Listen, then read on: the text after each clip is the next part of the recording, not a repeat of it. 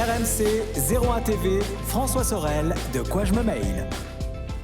Et nous voilà de retour pour De quoi je mail, toute l'actu de la tech, vous le savez. Alors s'il y a bien un sujet qui vous intéresse et qu'on évoque régulièrement dans cette émission, et d'ailleurs d'une manière générale, à la fois sur RMC, sur 01 TV, eh bien c'est le Wi-Fi. Comment améliorer son Wi-Fi à la maison ? Vous êtes très nombreux à nous poser des questions sur ce sujet. Eh bien, vous savez quoi ? On va essayer d'y répondre maintenant avec les toutes dernières innovations dans ce domaine. Et qui d'autre que Victor Jakimovic pouvait nous faire un point là-dessus ? Eh bien voilà, il est avec nous. Bonjour Victor. Salut François, et prêt à parler réseau, effectivement.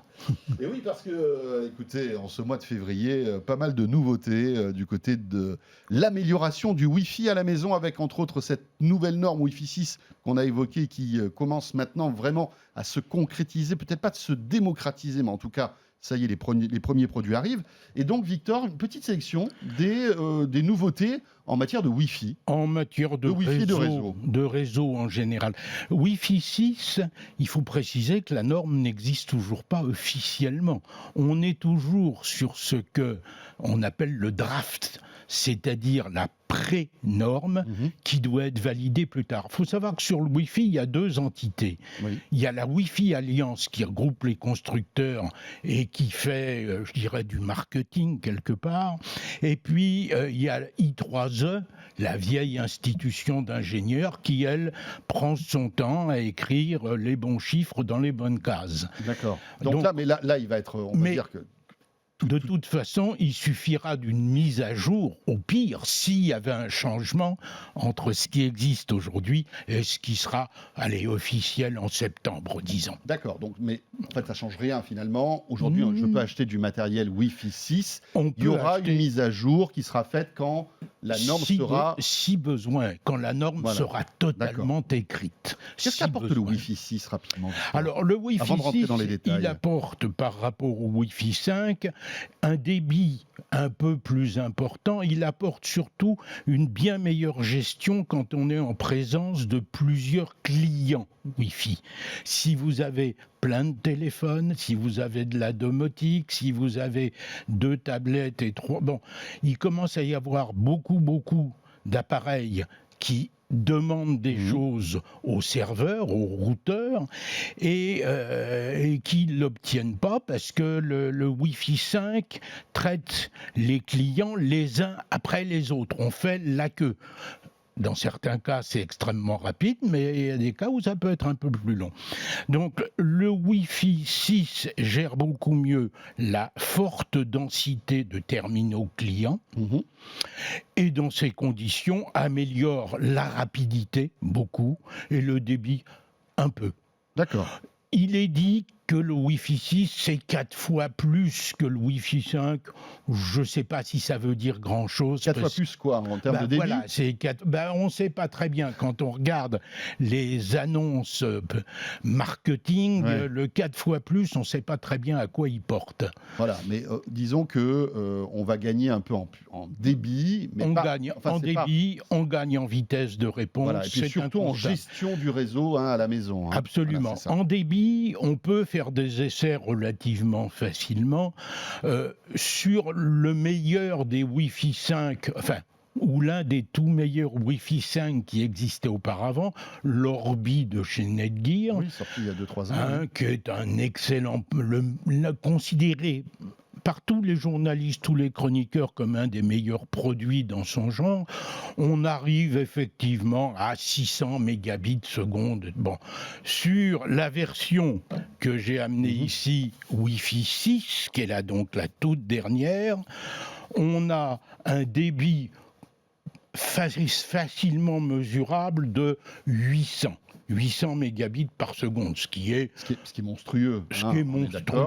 800 mégabits, si évidemment vous avez derrière une fibre optique, parce que tous ces systèmes-là ont du sens que si derrière on a un bon réseau et une connexion fibre. Il faut fournir le signal. Si vous avez 10 mégas en ADSL, ça ne va pas servir à grand-chose. Absolument. Donc cet Orbi AX6000, 6000 parce qu'il est tri-bande et qu'il est capable de distribuer 2 fois 2400 mégabits plus 1 fois 1200, tout ça étant des chiffres assez théoriques.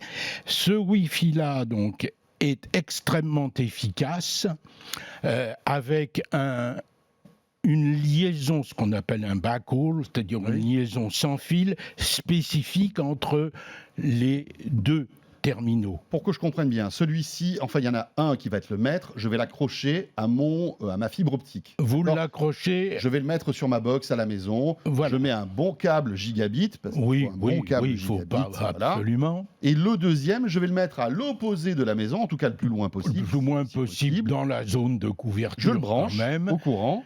Et après, je laisse faire. Et on est ce que désormais on appelle en mesh, ce qui est d'ailleurs un terme tout à fait impropre, c'est-à-dire qu'on aura la même identité Wi-Fi et le même mot de passe pour les deux. Ce qui était le cas déjà avec le précédent Orbi. Ce qui était le cas avec le précédent. Ceci étant, quand on dit mesh, il faut savoir que mesh, à l'origine, c'est pas ça du tout. C'est simplement l'indication d'un réseau maillé et non pas d'une identité commune. Mais en marketing, tout le monde dit mesh maintenant, alors que par exemple chez Orbi, ici la X6000, on est en réseau soit étoile, soit daisy chain, c'est-à-dire de l'un à l'autre. D'accord. Donc ça, on va dire que c'est la solution ultime pour avoir le meilleur Wi-Fi à la maison. Le meilleur, le plus simple des meilleurs. D'accord. Parce que il existe chez Netgear déjà depuis l'an passé du Wi-Fi 6 montant plus haut en performance. Vous savez, ces routeurs qui ont une gueule d'avion à la Star Wars, de vaisseau spatial. Au niveau design, c'est peut-être un petit peu plus compliqué à accepter dans la maison. C'est un peu plus difficile. C'est beaucoup plus professionnel. Bon, là, on est en présence d'un truc qui a non seulement la performance, mais aussi toute la simplicité, alors que les autres solutions répondent à des demandes peut-être plus pointues. Alors, précision, le hard est parfaitement au point. Ce Wi-Fi marche très très bien, mais par contre, le software qu'il fait fonctionner n'a pas encore intégré tout ce que la génération précédente avait comme fonctionnalité. Entre autres, il n'y a pas de contrôle parental. Il n'y a pas d'antivirus. La compatibilité, si on veut mettre d'autres périphériques avec la série précédente, n'est pas encore assurée. Tout ça devrait faire l'objet de mises à jour dans les prochaines semaines. Oui, c'est-à-dire que si j'ai des anciens Orbi, je ne pourrais pas les connecter à ceux-là pour l'instant. Il va falloir attendre une mise à jour. Il faut attendre les mises à jour. Très bien. On va parler quand même du prix peut-être, non ? Malheureusement, oui. Je dis malheureusement parce que cette paire de très beaux objets vaut quand même la bagatelle de 800 €. 799, ce qui est, pour tout dire, assez exorbitant. Alors, il faut savoir quand même qu'il y aura les prix vont baisser parce que les puces vont se sortir plus régulièrement. Il y aura des petits frères, au même titre que la génération précédente avait plusieurs modèles, il y avait une gamme. Mais il faut savoir aussi que le Wi-Fi 5 ne disparaît pas chez eux et qu'aujourd'hui leur solution Orbi Wi-Fi 5, dont le prix a chuté, s'avère une solution très très très intéressante. Oui, voilà, ça c'est de l'exceptionnel, on va dire. Oui. C'est pour les personnes les plus fortunées qui veulent avoir le top du top. Mais il faut savoir que il y a d'autres systèmes qu'on va découvrir maintenant, avec par exemple le Netgear Nighthawk Mesh, qui est beaucoup plus abordable déjà. Alors, c'est une toute autre solution de Netgear, plus petite. Plus petite, ça veut dire qu'il y a des antennes plus petites, ça veut dire qu'on n'a pas tout à fait les mêmes performances, mais on ne vaut pas non plus le même prix. On est en Wi-Fi 6, on est dans la série Nighthawk, c'est-à-dire que l'application qui permettra de les utiliser et de les faire fonctionner est plus complexe que l'application pour les Orbi. Donc il faut mettre un petit peu plus les mains dans le cambouis, là. On peut fonctionner en Factory 7, le réglage d'usine, et ça marche très bien, mais on peut aussi vouloir, et par conséquent pouvoir, modifier certaines caractéristiques, entre autres affecter une qualité de service, une priorité suivant les usages. On peut on peut monitorer plus son réseau, en fait, on va dire. Alors, c'est Nighthawk Mesh MK62 ou MK63 quand il est vendu par 3. Mais le MK62, c'est en Wi-Fi 6, ça vaut 250 € la paire, les deux. Quand il y en aura 3, je ne sais pas encore le prix, mais on le verra bientôt. Un peu moins cher. Et c'est un produit particularité qui adopte la fonction Easy Mesh. Easy Mesh, je vous ai dit tout à l'heure que Mesh était employé à tort pour dire qu'on avait même adresse, même identité, même mot de passe. Easy Mesh, c'est valable que pour que toutes les marques qui font ce type de produit puissent communiquer entre elles. D'accord. Alors, j'ai dit fera Wi-Fi Easy Mesh, tout simplement parce que ça, c'est pas encore en vente. C'est en vente fin du mois prochain. Avec des performances qui seront de toute façon, tant qu'on a une fibre à 1 giga, c'est pas la peine. Ça suffira amplement pour les usages de la maison. Et ça fera le boulot. 250 € pour un produit très sophistiqué, c'est là beaucoup plus raisonnable. Alors, on quitte l'univers de Netgear, parce qu'en fait, le Orbi précédent, c'était Netgear, ça, c'était le Nighthawk, pour s'intéresser à un autre aussi acteur important du Wi-Fi et du réseau, il s'agit de D-Link. Oui, D-Link qui vient de sortir le Cover 1102. Le Cover 02, c'est un système Wi-Fi Mesh classique.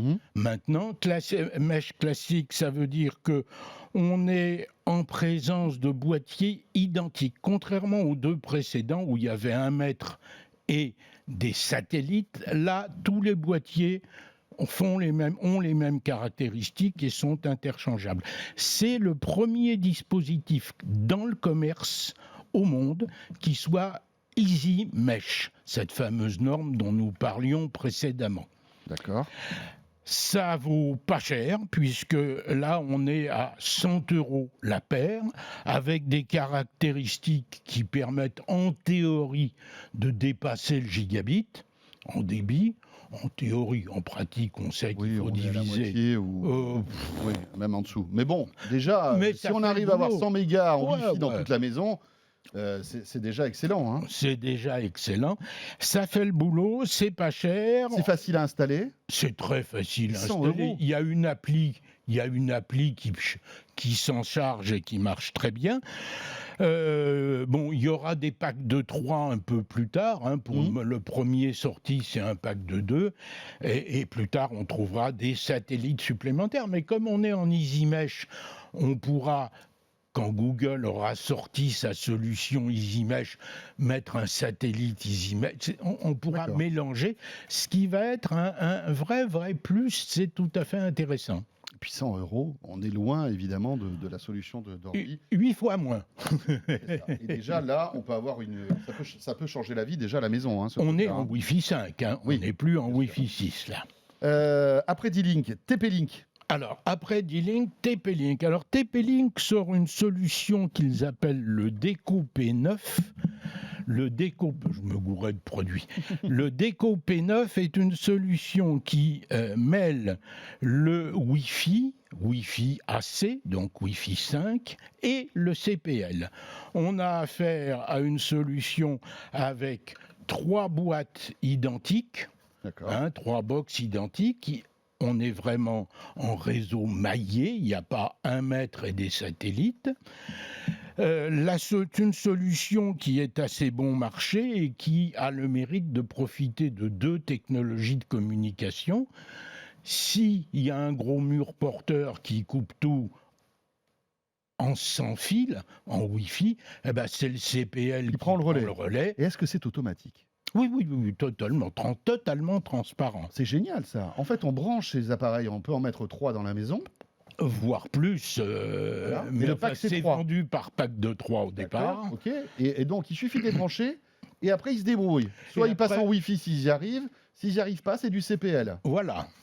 Pas mal. C'est une bonne solution intelligente.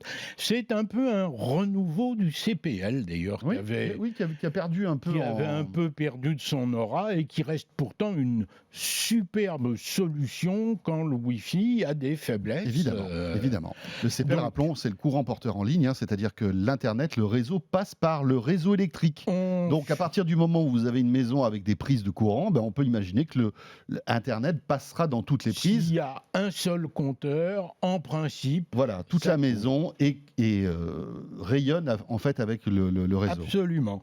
Donc c'est pas mal ça. P9 de TP-Link. Qui est un produit intéressant, qui a une bonne gueule. 200 € pour les 3. 200 € le pack de 3. C'est-à-dire qu'avec 3, là, on couvre quand même une grande maison. Eux annoncent couvrir, je ne sais plus, 400 mètres carrés ou plus. Ils disent 560 mètres carrés, si je lis votre petit appareil. Si vous lisez ce que j'ai écrit, comme j'ai vérifié bien ce que j'ai écrit, c'est 560 mètres carrés annoncés. Précision, on est aux États-Unis avec des maisons en bois. Oui, il n'y a pas de mur porteur très... Il n'y a pas de béton mur ni en béton ni en granit. D'accord, dans votre belle maison bretonne, ça devrait suffire quand même, non? Mais 560 mètres carrés annoncés, c'est pas mal, sachant que le CPL prend le relais quand il y a problème éventuel. On passe à Huawei? Alors, autre fabricant bien connu des réseaux, même s'il est moins connu dans cet univers-là, c'est Huawei, bien sûr. Huawei fait quelque chose qui ressemble un peu à ce que TP-Link vient de faire, c'est-à-dire un ensemble composé d'un mètre. D'accord. Qui, lui, est connecté au réseau, en fait, à la box. Qui est connecté à la box et qui va communiquer avec des satellites en CPL. Là, on est en CPL uniquement de l'un à l'autre, sachant que les terminaux, les satellites sont Wi-Fi, bien sûr. Oui, bien sûr. Et le mètre est également Wi-Fi, et tout ça est en Wi-Fi, donc mesh, c'est-à-dire SSID unique, même adresse, même mot de passe. C'est le Q2 Pro, c'est livré avec 2 satellites comme ceci et le mètre, et ça vaut 200 € le pack de 3. D'accord. On est en home plug comme pour TP-Link. D'ailleurs, on respecte la norme home plug, qui est une norme vieillissante, qui a plus beaucoup évolué, mais qui est un standard entre les marques. Donc on peut mélanger ça avec d'autres marques si besoin et si nécessaire. Très bien. Et puis la bonne nouvelle pour Huawei, c'est qu'il n'y a pas de Google là-dedans. Donc finalement, ils ne sont pas impactés par et il n'y a pas de Google les facéties de Trump. Ceci étant, ce n'est pas avec ça qu'on va faire le chiffre d'affaires des téléphones. C'est certain. D'ailleurs, ça c'est un autre sujet qu'on pourrait évoquer. On va dire la complexité maintenant pour Huawei de se réinventer. Puisqu'on sait que pour les smartphones, c'est un peu compliqué. Et de se passer des autres. Voilà, c'est ça. L'opération de notre ami Trump risque peut-être à terme de pas être très rentable. Oui, bien sûr, mais évidemment, ça va retomber et ça va se retourner contre les Américains, cette histoire-là, ça c'est clair. Mais c'est quand même fou, si en aparté, c'est ce qui arrive en ce moment. Entre les Américains et les Chinois, et surtout Huawei qui est au cœur on va dire, du réacteur, c'est quand même assez dingue. Il faut un bouc émissaire, ils en ont trouvé un, pourquoi pas. On enchaîne après Huawei, c'est Devolo. Oui, on revient à Devolo. Devolo, c'est Monsieur CPL, c'est la marque par excellence CPL.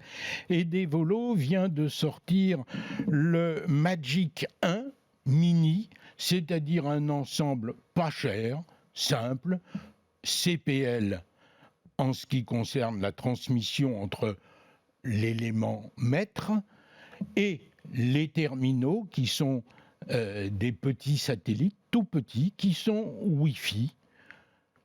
Qui sont Wi-Fi 5, on n'est plus en Wi-Fi 6 là, et ça c'est pas cher, ça vaut 100 € les deux. On est dans la norme dite Magic 1.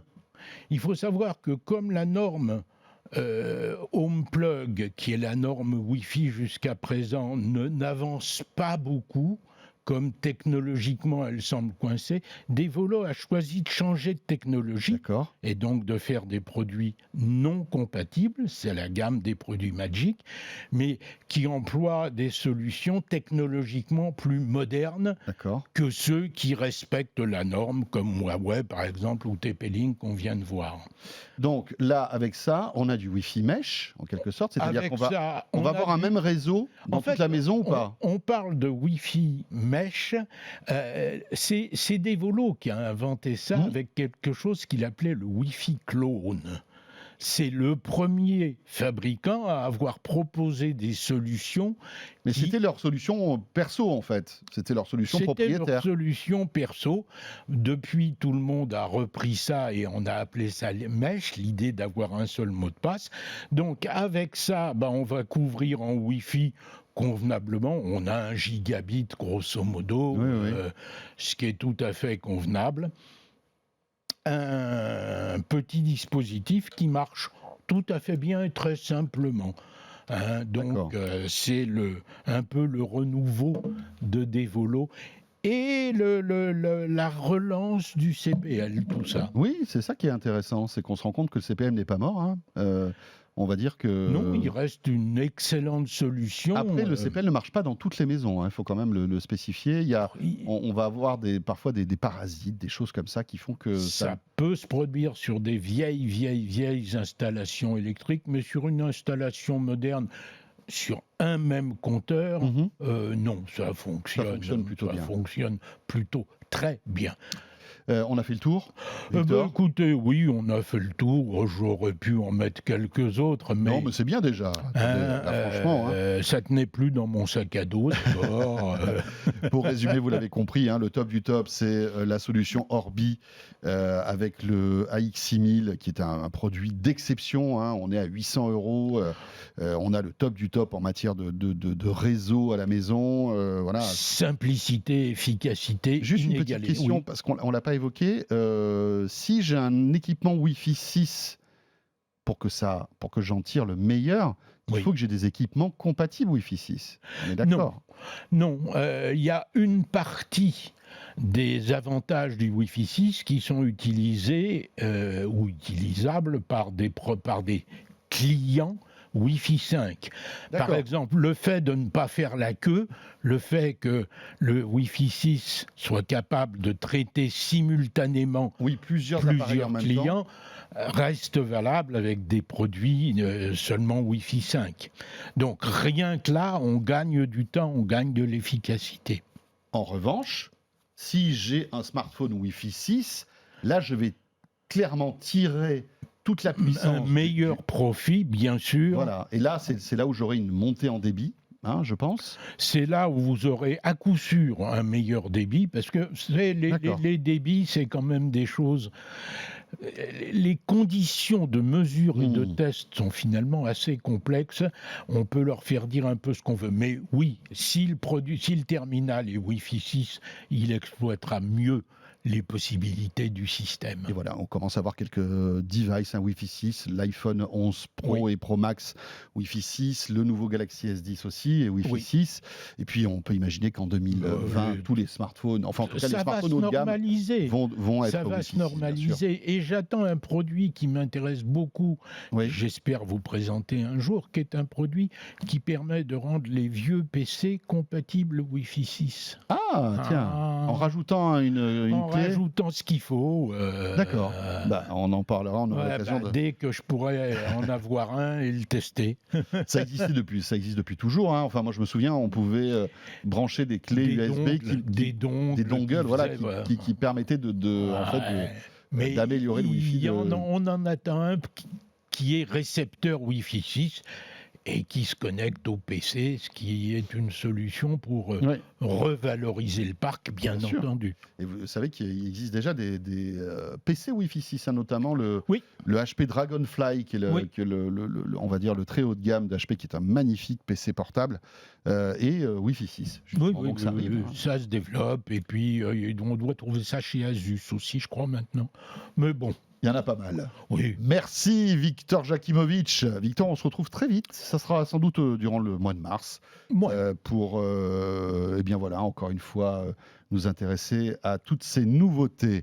Ce De quoi je me mail est terminé. Merci de nous avoir suivis. Je vous rappelle que De quoi je me mail, vous pouvez retrouver ce rendez-vous sur 01net.com, bien sûr, en vidéo, sur la chaîne YouTube de 01 TV, sur rmc.fr, en audio, si vous êtes plutôt un adepte des podcasts, et puis bien sûr sur la nouvelle chaîne 01 TV, en flux 24 heures sur 24, sur les box SFR, Orange, et puis bientôt sur tous les autres opérateurs. Merci de nous suivre en tout cas, et à très bientôt. Bon week-end. De quoi je me mail sur RMC et 01 TV.